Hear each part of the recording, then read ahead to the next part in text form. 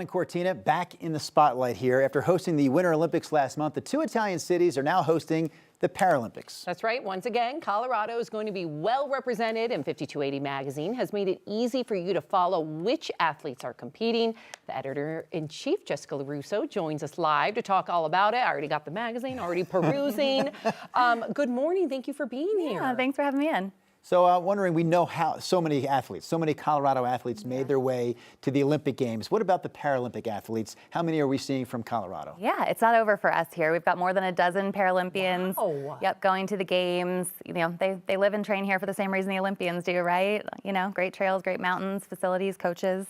So, yeah. Makes sense. How many are returning? How many are, this is going to be a first-time experience? Yeah.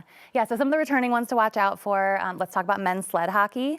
They have won gold at the last 4 Paralympic Games, just absolutely dominant. So we've got a couple of players, Malik Jones and Declan Farmer, who have been part of those teams. They're going back. They're trying to win their 5th consecutive gold, which is just an incredible feat. Right. Unbelievable. Yep. That is incredible. How about first-timers? Yeah. First-timers heading to Milan or Cortina?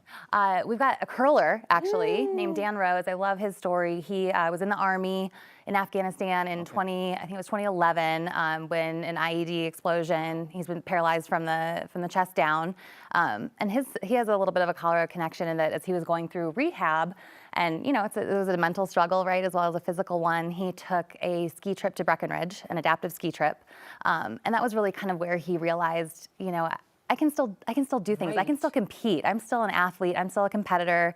So he dove into the world of adaptive sports. Curling stuck.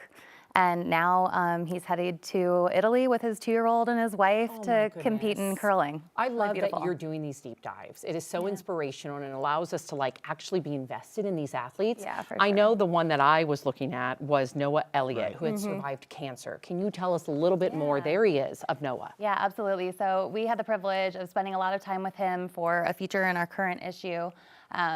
He grew up in Missouri, became a father at 15, bone cancer at 16. You know, the treatment left him in so much pain, he ended up amputating most of his left leg.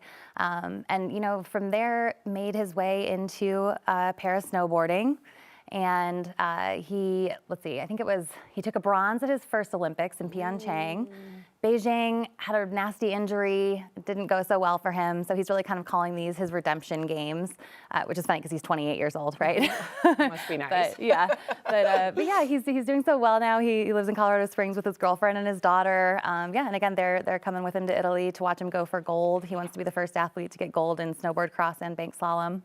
So these stories of life after a serious injury or life after a serious diagnosis can be some of the most inspiring. Again, you can find them right here in this issue. Before we say goodbye this morning, is there anything else about this latest issue that you want people to know about?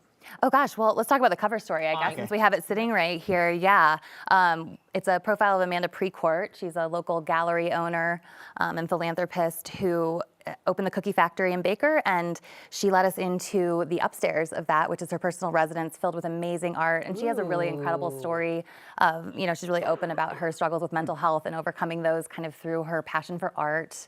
And it's just a beautiful home. So Goodness, it's like another reason to pick up this issue. Yeah, and like being a fly on the wall. This is awesome. Sam, if you actually folded over any of the pages to remember where certain articles were, you get to keep that edition right there in your hands. Okay. Yeah, you can't give it back once you folded over the Once pages. you've done it, it's yours. We really appreciate you coming in. Some great stories about our Paralympians, our local Paralympians. Thank you so much. Thanks for having me. Katie, we've got